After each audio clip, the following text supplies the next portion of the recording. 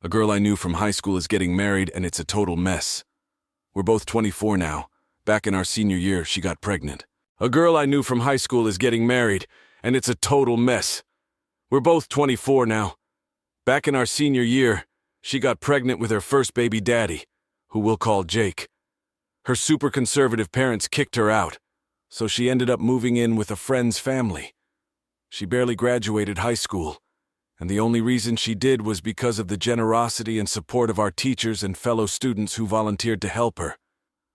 We met in our morning law class and she had terrible morning sickness that really affected her ability to attend.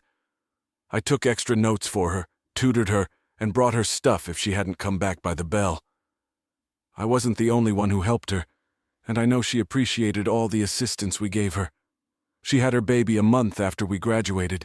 She had signed up for a firefighter training course after high school because ITVJTM's a steady job with opportunities for certificates and promotions, but she didn't realize how intense the course would be and had to drop out. She started working at a bakery until she had a better plan.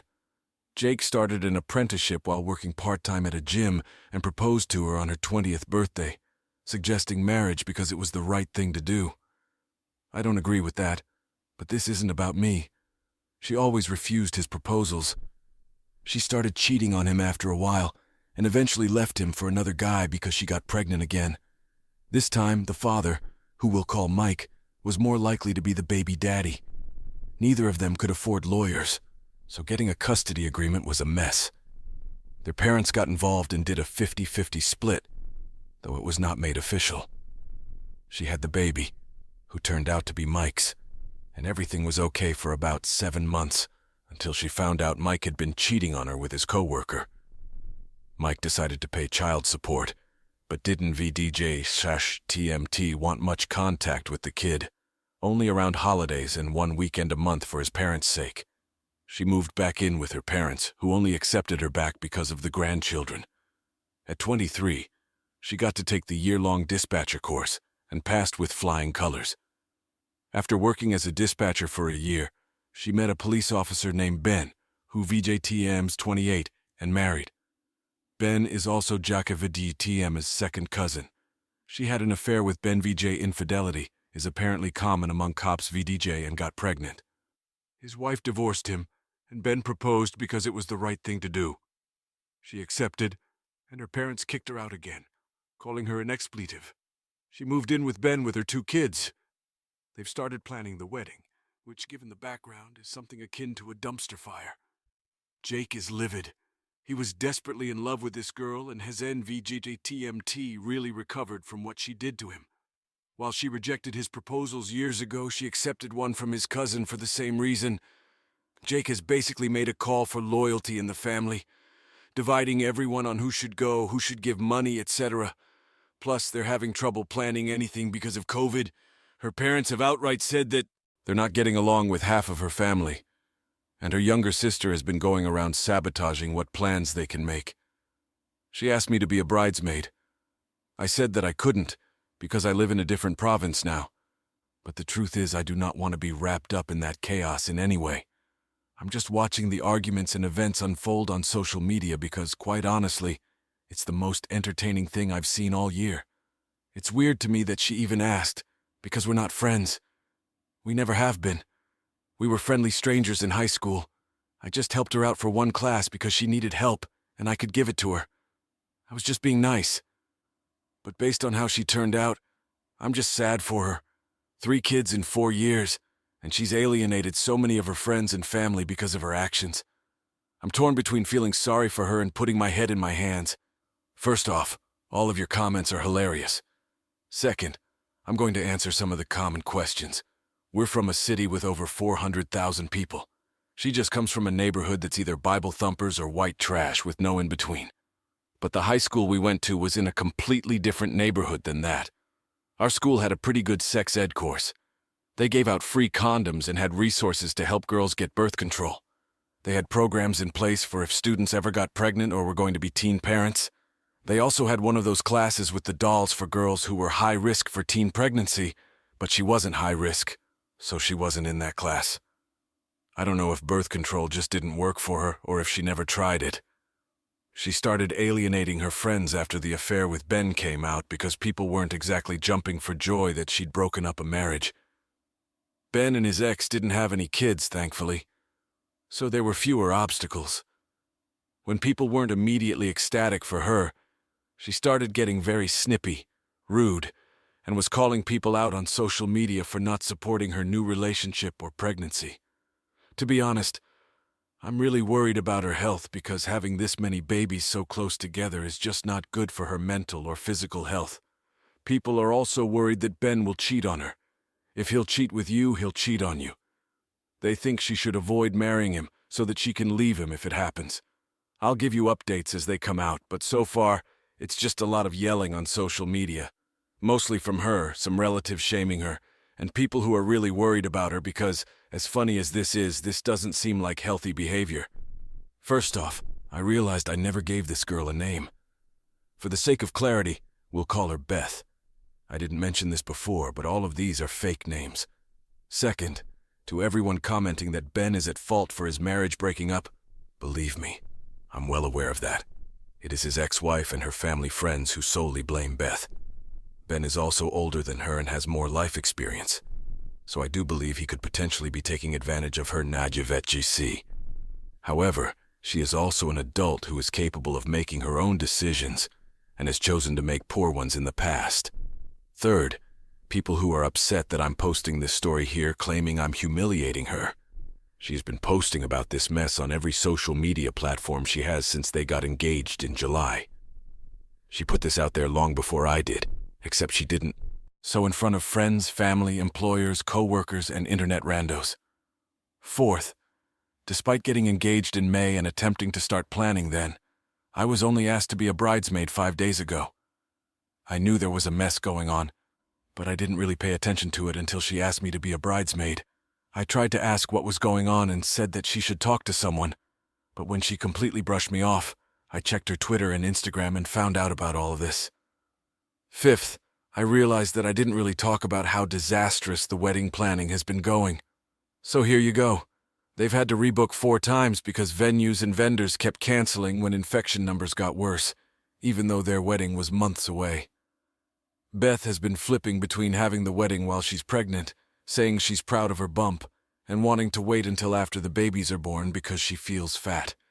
This is unfortunate because she's been breaking down due to her insecurity on a public platform. Beth is currently 8 months pregnant.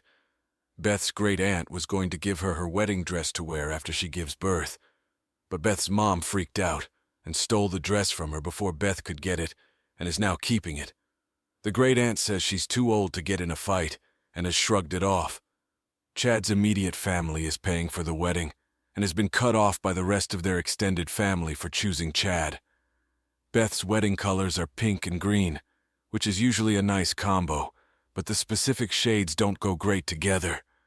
They're her and Chad's favorite colors, which is fine, but she literally made a video talking about these colors for 15 minutes on her Instagram while both of her kids were just full-on bawling in the background, and she was ignoring them.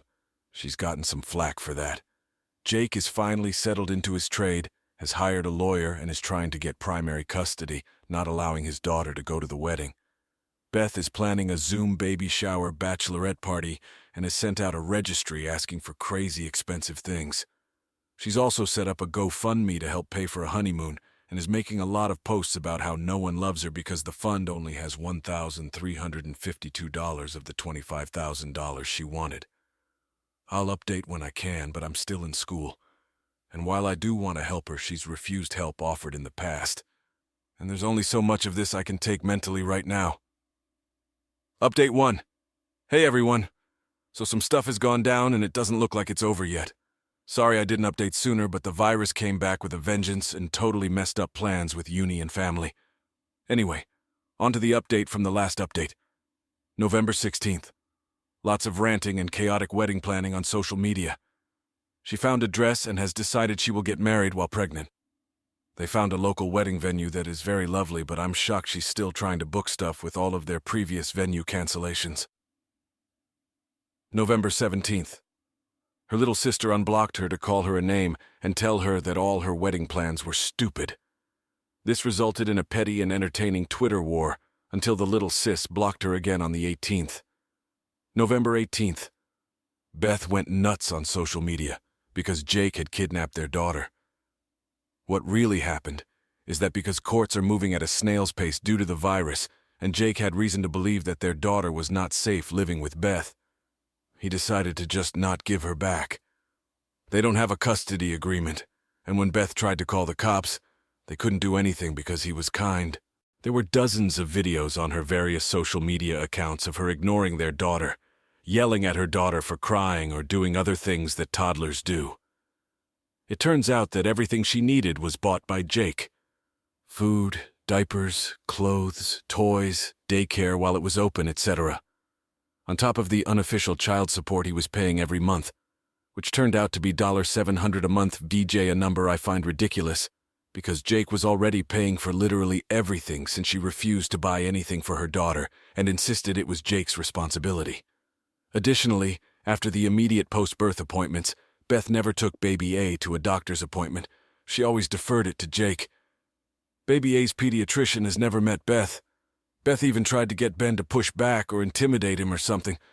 But the local police where we live are under one hell of a microscope after a bunch of dirty cops got busted a couple of years ago. Basically, the cops and the social worker they ended up calling said there was nothing she could do until they get to court. The social worker tried to get her to go to therapy and parenting classes. But Beth refused and went on a 15-paragraph-long rant on Instagram about how she doesn't need parenting classes or therapy. She really does, though, and called the social worker some choice words. July 19th to 24th. Just a bunch of ranting on social media, calling everyone who doesn't enable or justify her behavior cuss words, slurs, and a whole bunch of other horribly creative things. Also, both she and Ben are under investigation at work now, but she has no idea why. I'm going to take this time to remind everyone that 99% of this info is coming from her public social media pages, where her coworkers, friends, and place of employment are listed. July 25th. I am officially embarrassed to know this woman. I didn't go on her Twitter page until the evening because I didn't want to deal with drama first thing in the morning. In the morning, she put on a very beautiful blue maternity dress, got Ben in his police blues and baby B in a purple romper, and then live-streamed her and her family going to the courthouse to get married. According to her Instagram, part of this was because their newest venue canceled on them after infection numbers spiked. Overall, a pretty tacky thing in my opinion, because she stated plainly several times that she intended her wedding anniversary to eclipse Christmas for her children because it's just so much more special. You know? I'm so glad that baby B's grandparents are filing for guardianship. But here's the thing. The courthouse isn't open because of the virus, for one thing, but also because it's July and Canada has a predominantly Christian history. She proceeded to have a full meltdown, and when baby B cried because, the kid's mom was screaming up a storm and scaring her, Beth called her A. July 28th. I ran into her at a vaccine clinic because we were both getting our booster shots. She didn't recognize me at first, but one of my old bosses, VDJ, because I used to work at the hospital where the vaccine clinic was, VDJ called my name and said hi, so she came up to me after my old boss had left. We talked a bit while we sat down for the mandatory waiting period after getting the shot. She asked how I was, but didn't even wait for me to respond before she started ranting and complaining about her life. I was just going to sit there until the time was up and then politely make my exit, but when she started talking about her kids, something inside me snapped. I just said, "Do you even like your kids? Do you like being a mom?" She got pretty quiet for a second and then said no. Her voice and demeanor completely changed, and we just sat in silence until our time was up. I said goodbye, but it was really awkward. August 31st. Today I just looked at her feed, and this is such a shocking what the actual moment. She's thinking about giving up her kids. She went on about how recently she was asked if she liked her kids or being a mom, and how she realized that she didn't. She hates her children and blames them for ruining her life and how she doesn't want to be a mom. I mean, nothing is official yet, but what the hell?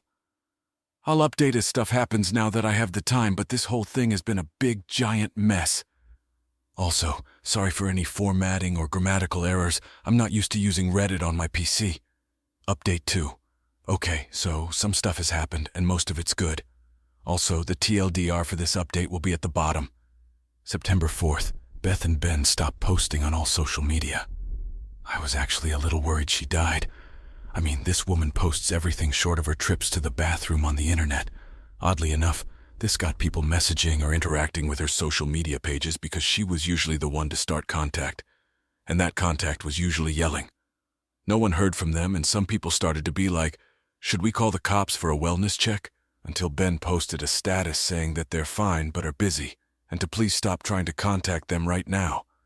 Everyone listened, but it was weird. September 11th.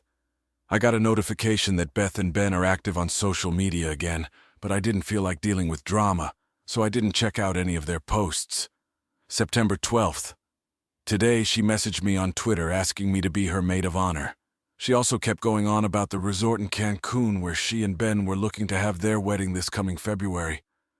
The current situation is really bad where we are, so no one should be traveling anywhere. I've actually had to delay my trip back to the province where I go to university. No one should be traveling anywhere. Beth also found out that Ben was cheating on her with one of her co-workers and called the woman a homewrecker on Twitter, tagged her, and posted the text she found on Ben's phone. But Ben is the love of her life, so she's forgiven him but not the other woman, which I find very hypocritical considering how she and Ben got together. She also sent pics of possible bridesmaid dresses, and they are the most hideous dresses I've ever seen.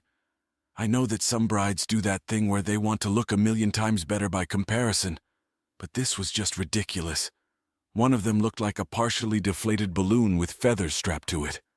She also openly admitted that she expected everyone attending to pay $10,000 VDJ $6,000 would go towards that guest's stay at the resort, and $4,000 would go to her and Ben. They also expected wedding gifts so that they could get their room for free. Apparently, she talked to someone at the resort, and if she got enough people to book their rooms, she and Ben would get theirs for free. She also wanted the money to be given to her instead of directly to the hotel so that people wouldn't realize that she was taking $4,000 of their money. Beth sent me a pic of the wedding dress she wanted, and it's definitely a clubbing dress. If that's what she wants, that's fine. And for the record, I do think she would look great in it. Beth's current dream wedding dress, but she wants all the guests to be dressed in black tie. She's already sent a list of unreasonable requests, such as all women must wear heels for a beach wedding, no one is allowed to have a baby or be pregnant, and really young girls must have longer than shoulder-length hair. Boys must have very short hair, only an inch or two long. No one is allowed to be skinnier than her. She will be providing diets for everyone attending based on how she wants us to look. She and Ben must have bachelor and bachelorette parties both in Australia and in Spain, which need to be fit for a king and queen, and both must be paid for by anyone but the bride and groom because that's just tacky. No unnatural hair, no tattoos. You have 5 tattoos, Beth, and in the dress you want, all will be on full display. No one is allowed to talk to her directly. They must speak through the maid of honor and best man. Honestly, there's a lot more, but I didn't feel like typing all that out. She's posted the list on Twitter and Instagram, and people are already calling her a bridezilla. I was also just kind of weirded out because aside from the previous conversation at the hospital, and when she originally asked me to be a bridesmaid, we haven't spoken since high school. So I respectfully declined, stating that the virus and school were my top concerns right now. Then I decided to check her socials to see if she'd posted anything. She had, and everything was basically how it was before the hiatus except her kids are nowhere to be found VGJ. No look at my cute baby pics or kids crying in the background of her videos. Nothing. Based on her new pics of herself, she's given birth to baby C. I mean, she's definitely still recovering, but she also definitely had a baby, and that baby is not on any of her socials. So when she responded to my decline with an attempt at guilting me to be her maid of honor, I asked her where her kids were. This was her response. "Oh, I left them at the side of the road on our way home from the hospital. Those moochers could walk home." I was like, please tell me you're not being serious, especially because it looks like you had the baby days ago. And she replied, "I was just joking. You shouldn't be so serious all the time, honey. You made a joke about child abandonment and abuse. You're not being serious enough." Then I finally got the update on the kids. Baby A is still with Jake. Beth signed away her rights. Baby B and baby C have been given to a mutual cousin of Jake and Ben who is infertile. To be honest, I didn't need that last tidbit of info, or the 3-paragraph-long rant about how God hates infertile women. I couldn't even read all of it. I didn't think Beth could be so cruel to even think those things. I checked out the Instagram page of baby B's grandparents, and they're happy with their grandchild's new parents. It looks like the cousin and her husband are welcoming them to the family as another set of grandparents and will let them have access to the baby. So yay. One thing I do need to stress, though, is that because of the virus, the courts in our area are either moving at a snail's pace or closed, so none of this is official. But Beth and Ben have signed paperwork, and all that needs to happen now is presenting that to a judge. When I rejoined our conversation, she said the doctor she had for baby C gave her birth control, and she was surprised because after her first pregnancy, she asked her doctor for it, but he refused to give her any. She mentioned that her old doctor was also her mom's and sister's doctor. She ended up asking the doctor who delivered baby C to be her new doctor, so I hope that works out. After learning all this, my conversation with Beth started to go downhill. Beth, wait, did you actually think I would just leave my kids at the side of the road? I just didn't want to be a mom, but I wasn't a bad one. Me. Beth, I think that you've been through a lot of trauma in the past few years and that it's gotten to you mentally, and that you should speak to a professional. Beth has been a bad mom, but she does need mental health help, and I wasn't going to convince her to get it or not tell me if I said that. Beth, what, you think I'm crazy? Me. No. I think that getting kicked out as a teen because of a pregnancy, and having your family actively reject you and try to sabotage you must have been very painful. Plus, pregnancy puts a lot of mental stress on women, and you've had 3 in such a short time span. I just want you to take care of yourself and get what you want in life, and I think we start with you taking care of your mental health.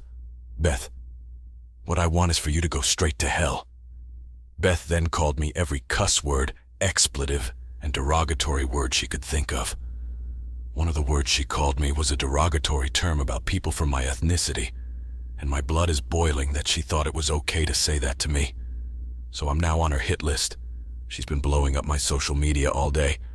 On her last Twitter post where she called me a slur, she said that she still expects a good wedding gift from me. Yeah, no. So I've blocked her on everything and decided to completely cut off contact. This will be my last update. Update 3. Hi everyone. I didn't think I would be making another update, but here I am. I don't know if anyone will even care, but whatever. It turned out she's seen it and does not give a single damn because, as I pointed out, the majority of the info in this post came from her public social media. She also doesn't know who posted it. More on that in the update. I am still no contact with Beth and have no plans to change that anytime soon. But we have mutual friends who have told and shown me what's happened. First things first, she and Ben did get married, but they eloped. According to all sources, they are completely and utterly miserable, though. Ben has proven to be an overall lazy and unfaithful husband, and Beth has really gotten into feminism with a focus on reproductive issues after she started using birth control. The overturning of Roe v. Wade in the U.S., even though we're in Canada, really caused tension in their marriage. As it turns out, Ben thinks that abortion is murder, and that God created women for the purpose of making babies. Beth tried to argue that not all women want or should be mothers, using herself as an example. Then Ben went ahead and used her as an example of why women should be forced to have kids because, in the end, she gave kids to an infertile couple. She didn't take that well and said that her entire life and future were ripped away from her and destroyed the second she got pregnant with baby. Jake was never slut-shamed or demeaned like she was, both at home and at school, which is a fair point. Myself and many others were helpful and supportive, but there were a lot of people who judged the hell out of her and said really nasty stuff. They said that if she hadn't gotten pregnant, She would have gone to college or university because she lost the general and financial support of her family with that positive pregnancy test. Ben has made a Tinder account, and Beth was informed, but it doesn't seem like she gave a damn, so basically you could cut the tension with a knife. Regarding her family, her sister came out as gay and cut off, or has been cut off from, their parents, but she's got a partial scholarship, so she's doing okay. She and Beth are not on good terms, but have met up and acknowledged that their parents messed them up by being religious nuts and encouraged them to be competitive with each other and sabotage each other. Apparently, their dad's motto is, "Competition brings out the best in everyone." But they've talked, and that's good enough for now. Neither Beth nor Ben have custody or visitation of their children, which Ben is starting to regret because he's suddenly getting more and more into the church and religion. Ben talked to Beth about getting baby C back, but Beth shut that down hard and warned the cousin who adopted baby C officially and legally. Beth started going to therapy after she and Ben got married, which makes me very happy and excited for her. There was a rumor going around that Ben has a mistress, and it took me a while to confirm, but it's true. He's cheating on her with a paramedic, and she knows. Beth is fully aware. I don't Timot know if she plans to do anything about it or just continue to ignore it, but I hope she leaves his ass. I'm still not going to talk to her VDJ. She crossed so many lines, VDJ, but she's grown and improved a lot, and her life would be a lot better without that sack of scum in her life.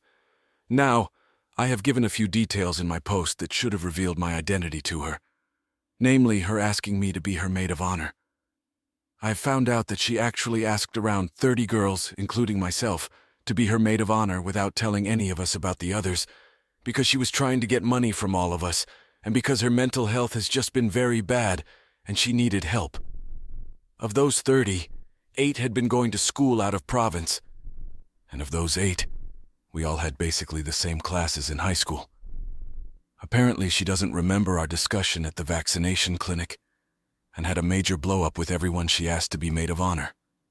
So, she knows it's one of 8 people, and reportedly has no interest in trying to narrow that number down. Ben did the same thing with his groomsmen, but couldn't keep track of the numbers.